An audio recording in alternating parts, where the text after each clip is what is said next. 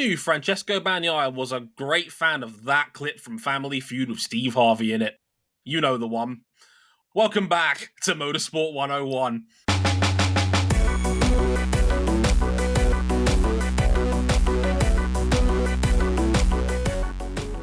Do you have any idea how shockingly little that narrows it down? Pie in the what? Hi guys, welcome to episode 507 of Motorsport 101. Which of the? I'm not gonna do that to Bagnaia's girlfriend. We are a gang that absolutely watches our fair slice of Family Feud clips. Let's put it to you that way. RJ O'Connell's here. Hi RJ, how's it going? Hi everyone. I actually got up bright and early to watch a MotoGP race, and I was whelmed. Though I did take away with some good things out of this race, which we'll get to in a second. Before we get completely derailed with some stuff that we were doing in between episode recordings, as Indeed. we want to do. We never get distracted on this show. Isn't that right, Cameron Buckley? I actually am distracted about the Andy Murray news, and my whole body hurts. Oh. He hurt his ankle. He hurt all of his ankle. Every square centimeter of his ankle is hurt. The whole thing went snap. Just poor guy, man. Honestly, we love Andy Murray on this show. One of the good ones out there in sports. And get well soon, big fella. Because my God, that broke in between us recording episodes 506 and 507. That totally doesn't date this show, by the way. But in the meantime, we're here to talk a little bit about MotoGP's Portuguese Grand Prix, round 2 on the calendar on this one. And hey, remember Jorge Martin? Remember that guy that maybe should have won the championship last year? He's back.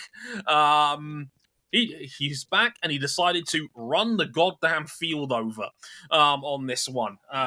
Dominating, pretty much leading from lights to flag. We'll get into more of that a little bit later.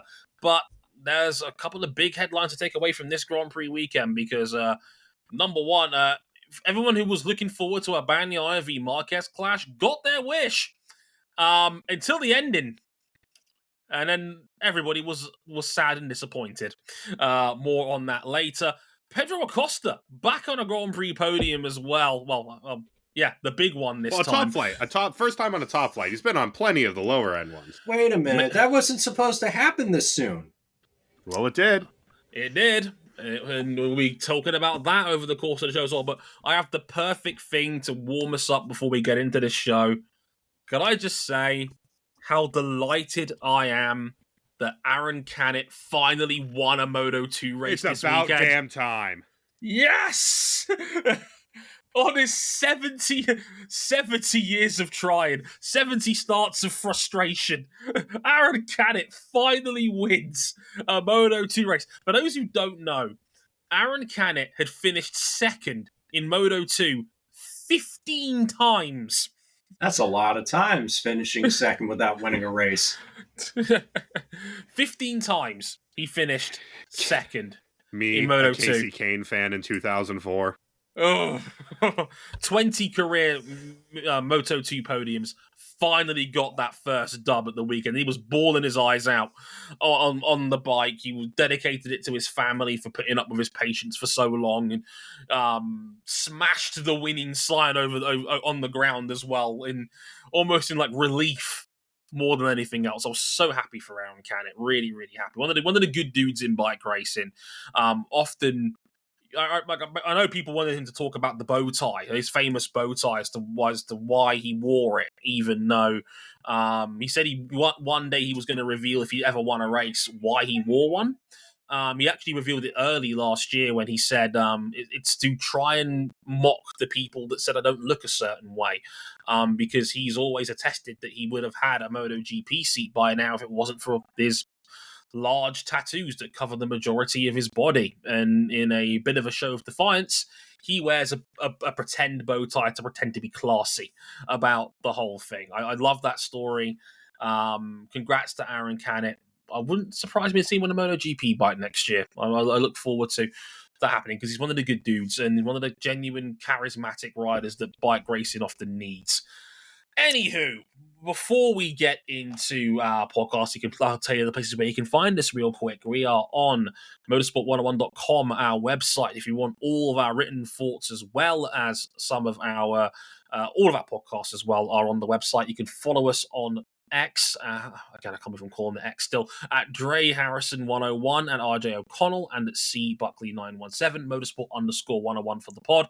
Motorsport 101 pod on Instagram, and you can back us financially on Patreon, patreon.com/motorsport 101. You can back us at the $5 level to get early access to all of our shows before they go live to the public, or you can even do it at a $10 level where you can get Supporters Club access to our Discord server and listen to these episodes live as they're being recorded. Thank you, as always, for your ongoing support.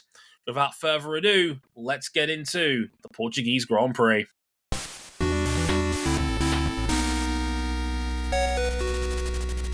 It was Jorge Martin's turn to remind us all of his quality.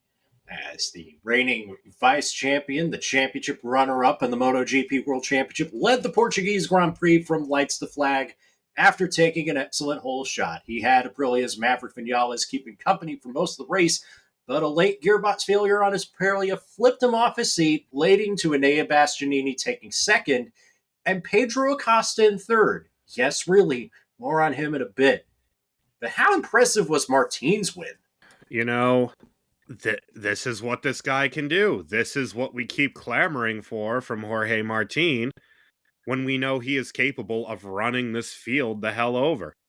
It's exactly what we know he can do at his very best. He's one of the very few riders in this sport, one of maybe only 2 or 3 who can completely take a race by the scruff of the neck and go dominate. Well, dominate is a relative term, given how close MotoGP is these days. I mean, what I mean by dominate really is take the lead, get the whole shot, pull out 0.8 of a second, and then just keep that 0.8 of a second gap. You can control it. You can control the pace. Yeah, he controlled he dictated the pace of the race. He forced riders who may have been a little bit quicker on certain laps, like as I know the lap record fell, Bagnaia had it at certain points, Bastianini did at certain points. I know Acosta was setting red times at a certain point as well. But Martin never looked like he was going to lose that race once he got to the front of the field. He was in complete control the whole way through. He didn't crack under pressure like he had done last year. Just a flawless ride. Just absolutely perfect. And now he leads the championship by a mile and a stretch. And he's going to lead it for more than 24 hours, which he has not done. Wow. Yeah, he's now got an 18-point lead in the championship after this due to other reasons we'll get to later.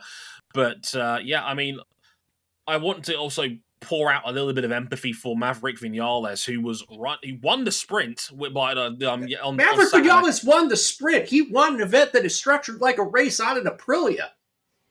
It doesn't go down in the official stat book as a win, because if it did, Maverick would have made history as the first man ever in top flight motorcycle racing since 1949 to win with 3 different manufacturers. No one's ever done that. And depending on who you ask, is a sprint race a race? You be the judge at home, people. But he's won a race of some variety now on 3 different manufacturers. He was running second. Just like last year, he was very strong last year. Oh, by the way, Maverick also had a nasty case of gastroenteritis. He was sick as a dog this weekend. He was giving interviews in a mask because he was just that afraid of making somebody else sick. That he was sick as a dog, and he was running second the entire race. And then Aprilia's gearbox failed on the final lap. Exploded. He pulls tossed him off the bike. He pulls up in the middle of the straightaway. He gets passed all of a sudden, and then we look around and he's flipped over. Yeah, he somersaulted the bike. Yeah, Maverick. The story is that he tried to find 6th gear on the main straight. The gearbox wouldn't let him engage 6th gear, so he lost all that speed. He was redlining off in 5th gear, and when he got to turn 1, he was trying to put the bike in 2nd. Couldn't do so. It locked up the gearbox. The whole thing blew up and it just launched him off the bike. Horrible accident. Nasty stuff. Big technical problem for Aprilia. Maverick's taking it well, but another Aprilia technical DNF. Yeah. It's since they've come to the fore really in the last 2 or 3 years. that has been the defining thing along with all of their aero and all of their pace. The bike keeps blowing itself up. Yeah, it's an ongoing problem with Aprilia. Their bike is seemingly very delicate in that, it's fast, but if something goes wrong on the bike, it's normally catastrophic. They have more technical failures than any other manufacturer in MotoGP does. It's very bizarre that this is happening to them still, and it's cost them good points. This was 20, I should say. Very precious points for Aprilia as a manufacturer. Aleix Espargaro was nowhere this weekend. Maverick was excellent all weekend long, and he only got the 12 points for winning the sprint for it, rather than what could have been 32 for finishing second in the Grand Prix as well. Damn shame. But it promoted Enea Bastianini up to second. Great ride from Bastianini, by the way. Great job from him. Yeah. Another very strong result from him. And like I mentioned, Pedro Acosta in third. Now, Pedro's podium was a little bit, shall we say, fortunate, because there was some attrition in front of him. Because we had, in my opinion, for the first time, the first big Marquez Bagnaia fight in a hot minute. And Marquez tried a dive at Bagnaia at turn 5. Bagnaia was knocked off his rhythm because Pedro Acosta had finally passed him after staying in his wheelhouse for most of the race. Marquez tries a deep lunge into turn 5. It's a very tricky corner. He goes wide, opens the door for a Bagnaia cutback. Bagnaia attempts to cut back. Maybe you could argue Marquez turns on the line a little bit. Bagnaia tucks the front, collects Marquez on the outside. Bagnaia's day is done. Marquez would go home in 16th, not scoring a point. Stewards deemed it a racing incident, but both men basically gave it the Spider-Man meme treatment of blaming the other for the incident.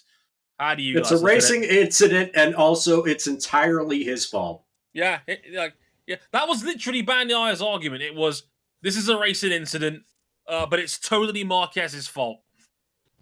Love that. I mean, Marc did the same.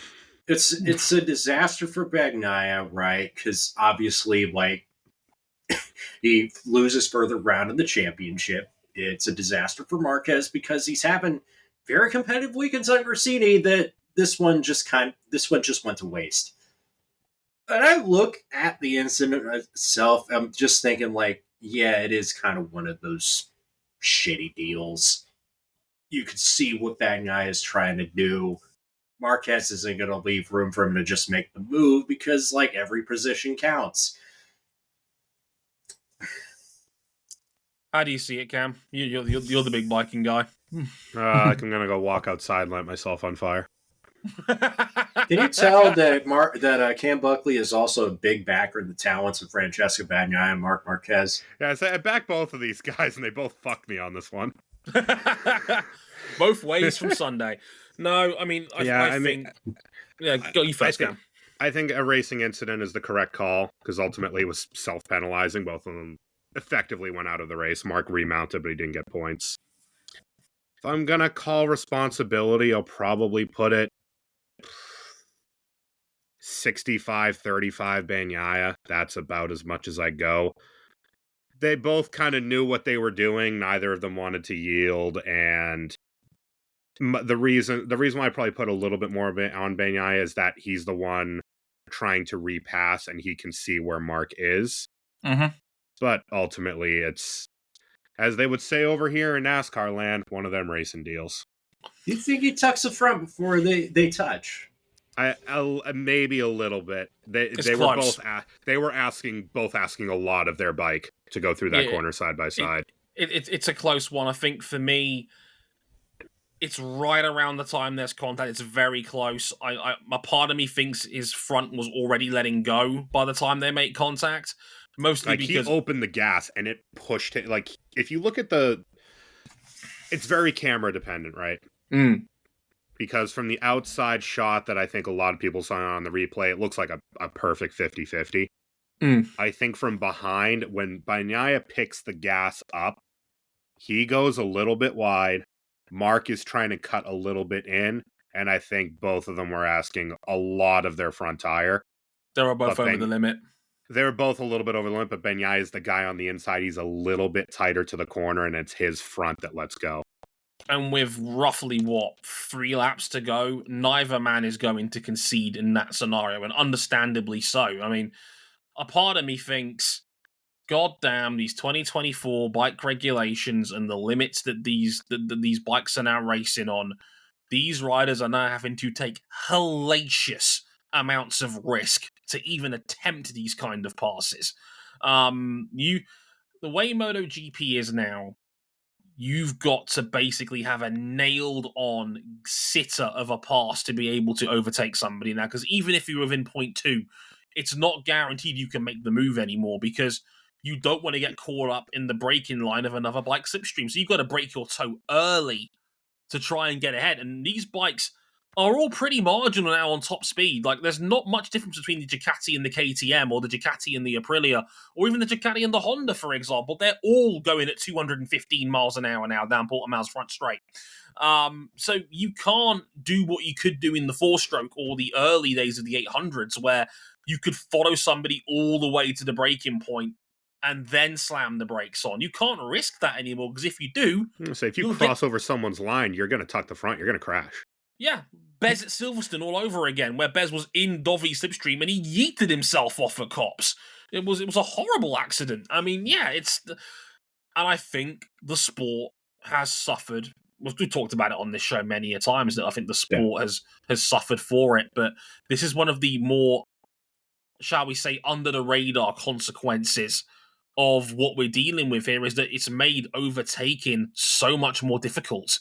And you've now got to really have a nailed-on sitter, or basically block past someone to get ahead of somebody now. Like Marquez pulled the carbon copy of this move on Martin in the sprint to finish second in said sprint, and we all applauded him for it. Mm-hmm. You know, it's very, very fine margins at the end of the day. And you also have 2 riders with a point to prove. You have Marc, who's establishing himself. I mean, he was the only GP23 in the fight, and he was hammering everyone around him for pace. And you have Bagnaia, who's not only trying to mitigate any and all losses to Martin, because he knows he's in a year-long fight with Martin, because Martin's too fast to put away, as long as he doesn't dick around like he did to finish off last year. And they have a vested interest in not letting one another get a foothold on one another. Because these are the guys you're going to be fighting for the championship. Unfortunately, they both walked away with a goose egg.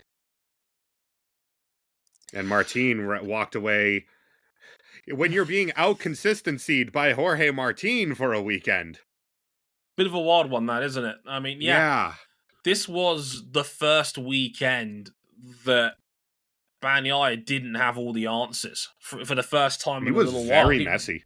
Yeah. He was sloppy. He didn't have consistent pace. He tried to break away from a group that had Pedro Acosta and Marc Marquez in it. Couldn't do it. Either he goosed his tyres or was knocked off his rhythm when Acosta finally passed him. Not sure which one it was. Could be a bit of both. On him. Acosta dueled with him to the death. Yeah. And Acosta won the fight.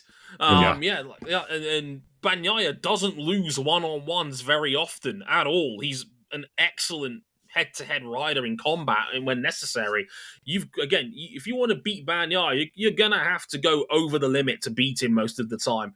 And yeah, Bagnaia didn't have all the answers this weekend, and I think he was a little bit rattled by Acosta. And then when Marquez came along, yeah, Marquez was over the limit himself. He goosed it into turn 5. He ran wide. Bagnaia's got every right to go for the cutback, but if you're going to take that chance, there's a level of risk that comes with that if you're not going to concede that position. Marc is always going to take that line. He's trying to close the door on you. That's what any smart rider would do with 3 laps to go in a Grand Prix. You know? So it's absolutely a racing incident. But I think, and this is me being a bit, shall we say, tinfoil hat about this, and I don't normally go down this road, that couldn't have sat well in Ducati's camp, knowing that their money piece, the person that's just signed another big 2-year extension to stay with Ducati for the next 2 years, is getting his shit kicked in by Marquez. And apparently, from what I was for those who don't know, I edit the Tank Slappers podcast, which is also Autosports or Motorsport Network's MotoGP pod. Shout out to my man Lewis Duncan and Yuri Poggiamont in there, two of the best in the biz out there. They said during that podcast, as I was editing it, that apparently Ducati wanted Bagnaia to address the media first so that he didn't say something out of pocket in response to Marquez, who blamed him entirely for the incident. And by the way, while all this is happening, the rider who's not under contract through after this year and could easily walk away to pastures greener or not as greener, there is no greener pasture than the factory Ducati team. I'm sorry to inform. But then again, he might walk out of this whole operation, and you're just letting him skip away. Yeah, I've heard again. I've had it doubled down to me off the record. This is Jorge Martin's last year with Pramac. Oh, I wasn't even referencing him. I was referencing Bagnaia or Bastianini having probably his best weekend short of Sepang last year in red. No, I was thinking of Martin, though, because he's also out of contract at the end of the year. There's so many riders who aren't under contract for next year in Ducati's camp. I need to point this out. Ducati can only build so many bikes. I need to point this out. Everybody on a Ducati is out of contract at the end of this season, except for Francesco Bagnaia. And there's a guy who we found out in the break is under contract, and he's not even here yet. Yeah, Fermin Aldeguer has a 2-year contract to sign to ride a Desmo wherever he ends up. I would say as well, like a couple of things about that. It's a 2+2 deal. They've committed to 4 years of Fermin Aldeguer. They think he is the future. They have locked him down. Forget writing that contract in pencil. They wrote that shit in Sharpie. Sharpie, permanent marker. You ain't getting rid of this shit. No chance. There's no stain. There's no chance this stain washes off. They've given Aldeguer a 2+2 deal, and allegedly it's with Pramac. They're not saying it on the record. It's Pramac. It's gonna have factory equipment first day. GP25 out of the box. Frankie Morbidelli, it's been an honor. I don't think it's for Frankie's seat. I don't think if this is Jorge's last year in that team, then I don't think either of those riders are. I don't think either of those riders are staying. It might be a debt clearer for all we know. That's what I think. I think there's definitely a possibility of that. But everything I've heard from my sources within multiple camps suggests this is Martin's last year with Pramac, no matter what. Either he goes to the factory Ducati team, and Gigi Dall'Igna said for the first time this weekend, we'd like to keep Martin. So what does that mean? Only way to go is up. So what does that mean for Enea Bastianini? He is now riding for his job. And he looked like it because, like Carlos Sainz over in Formula One, holding up his end of the deal so far. Yeah, if you write those checks, your ass better be able to cash them. And thus far, both Martin and Bastianini are. Yeah. But I want to talk about somebody who is also writing checks and cashing them. He has no problems letting these checks clear the bank. It's Pedro Acosta. He was the big winner out of that class, and he became the third youngest rider to stand on a Premier Class podium and the youngest ever to do it in all 3 classes. There are only 2 riders younger that have stood on a Premier Class podium. Eduardo Salatino at his home race in Argentina in 1962, he finished third. 19 years, 274 days.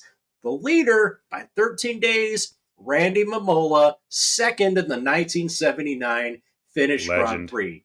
Legendary. Pedro Acosta does not turn 20 for another 2 months. Mm-hmm. How good is this kid? Pretty damn. Goddamn. It's like he learnt tire management in real time.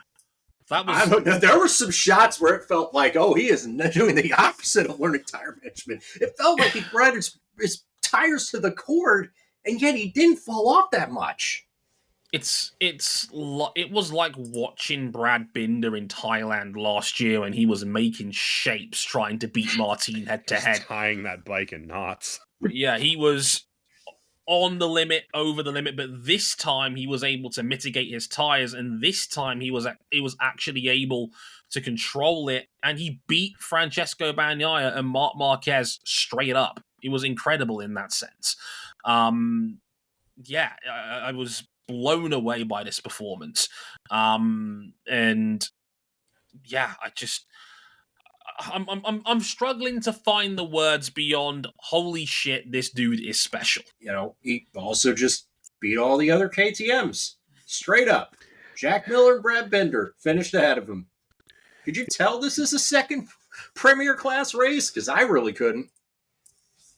It reminds me a lot of other, because a lot of the truly elite alien riders of their time started really strong very quickly. Jorge Lorenzo famously got pole position on his debut. When he got to the top flight, Pedrosa was good right from the get-go. That's kind of what it reminds me of, is that Pedrosa season in 06 where he came in and he was just mega from the start. He was a title contender as a rookie. He was in contention until that infamous Estoril is another Portuguese moment in MotoGP history. At Estoril, we all know what happened there. Still mad about it. Still mad about it years later. Didn't affect a thing in the end. No, but still reasons to be mad about it. But the truly great ones tend to be great the moment they walk through the front door in this category, and Acosta's absolutely qualified in that reign of competition. Like you said, if you're on the same bike as Brad Binder and Jack Miller and you're beating them straight up in your second ever Premier Class race, these are not scrubs. Jack Miller genuinely rode well this weekend. This was not one of his disaster class weekends.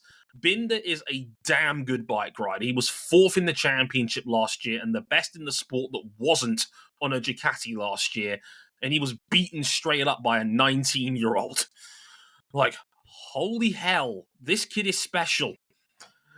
Spain's found another one, relatively out of nowhere, and that is scary for me. And we haven't even talked about Fermin Aldeguer all that much on this podcast very often, but Spain could have two juggernauts coming forward in the next 2 years. It's crazy.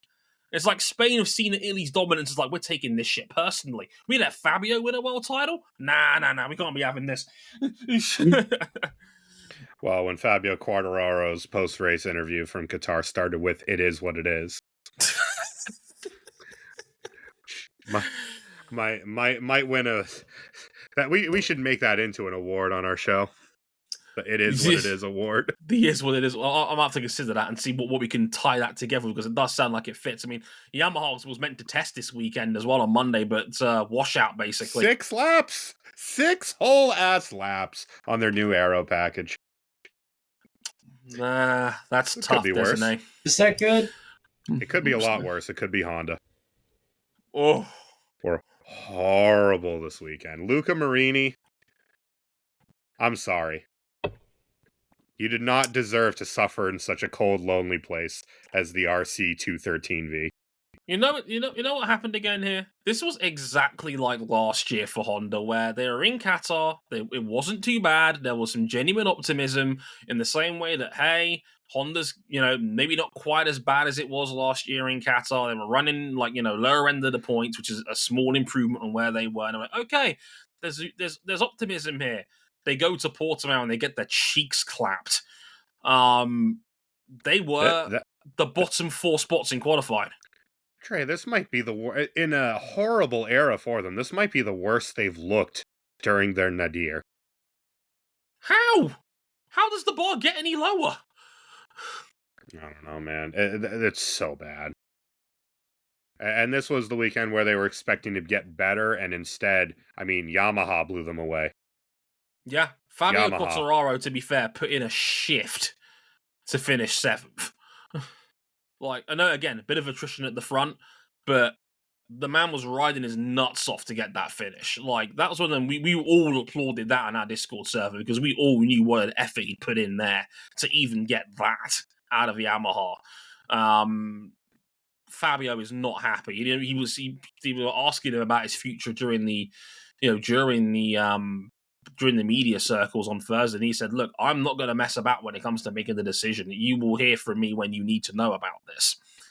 Remember, the man doesn't have an agent anymore, so yeah, we'll know pretty soon apparently about Fabio's future. I stand by what I said in this podcast after Qatar.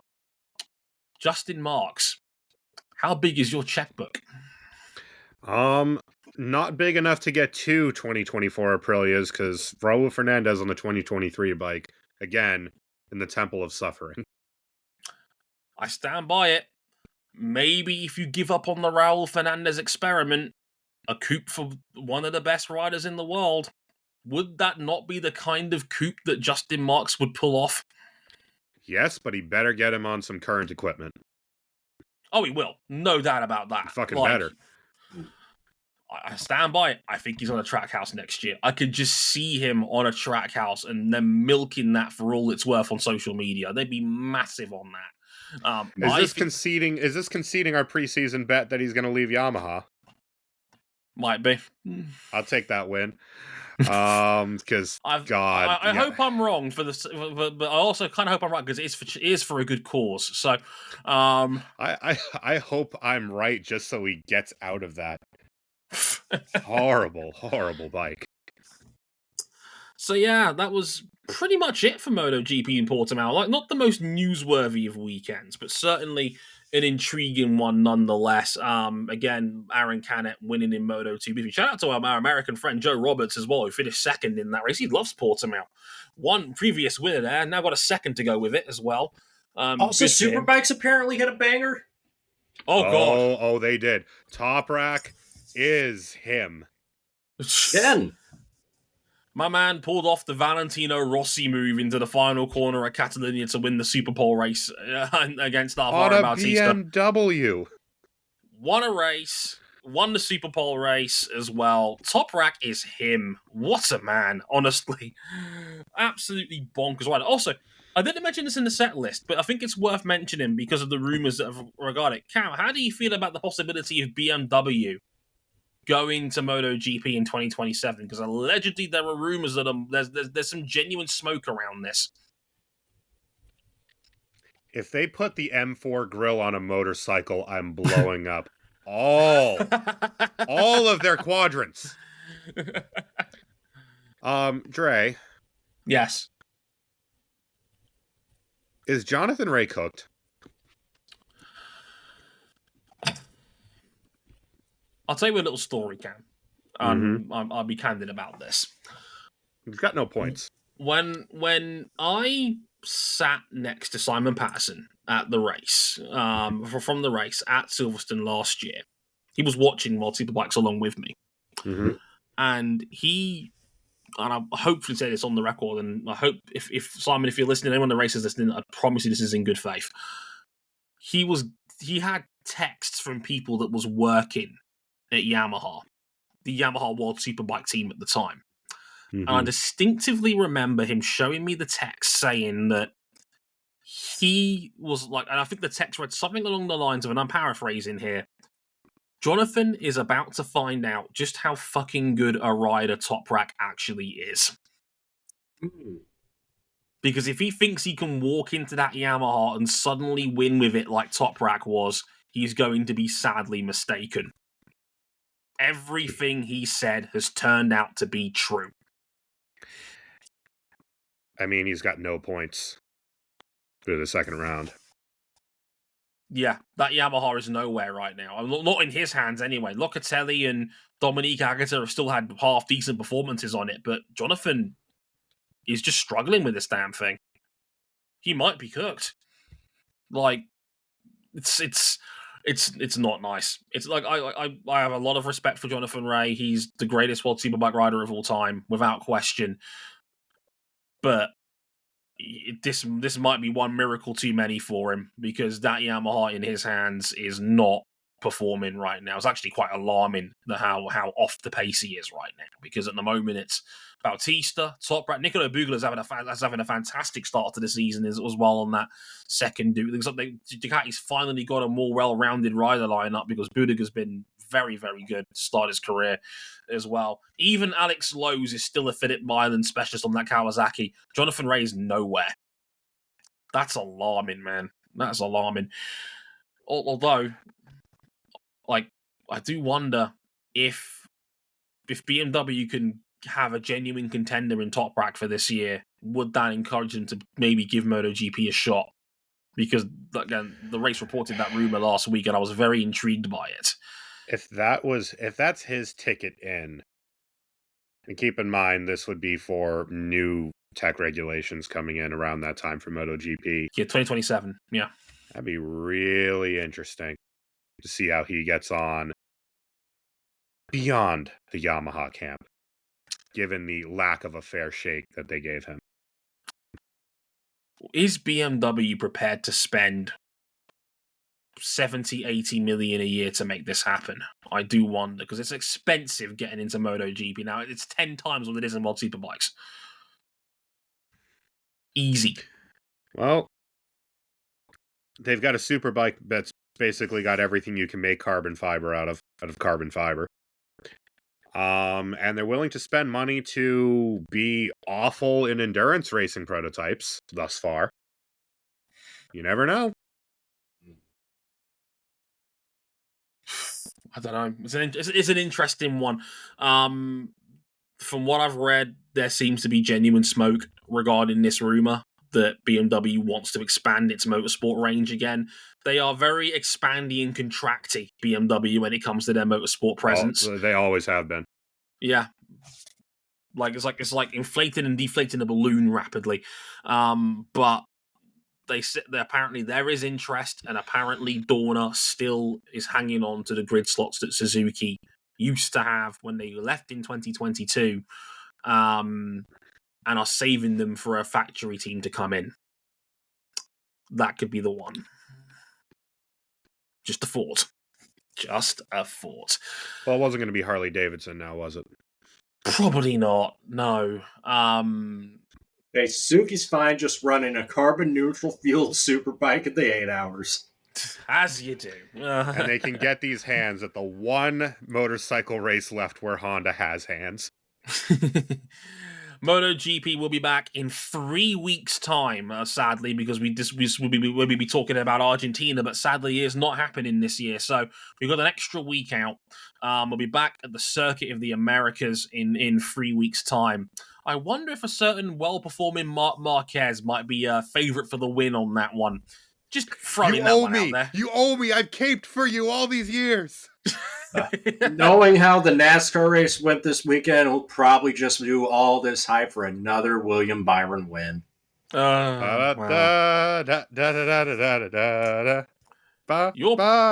podcast got bullied by Rick Hendrick. I've been Dre Harrison. They've been RJ O'Connell and Cam Buckley. We'll see you next week, maybe to talk about Formula E in Tokyo. We'll have to wait and see how that goes. It's a bit of a quiet couple of weeks in motorsport for us right now, but we'll see how it goes in Tokyo. Probably a good thing for all of us, given how the opening stanza of the season has gone in every series we follow. Yeah, it's not been great out here, folks. We're not going to lie to you, but hopefully we live in hope that Formula E can give us something in Tokyo. Until then, I've been Dre Harrison, they've been RJ O'Connell and Cam Buckley. We will see you all next time. Thank you very much for listening. Sayonara. Ciao, man.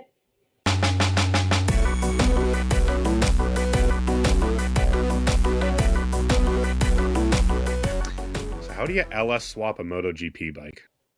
And get Hendrick in on this.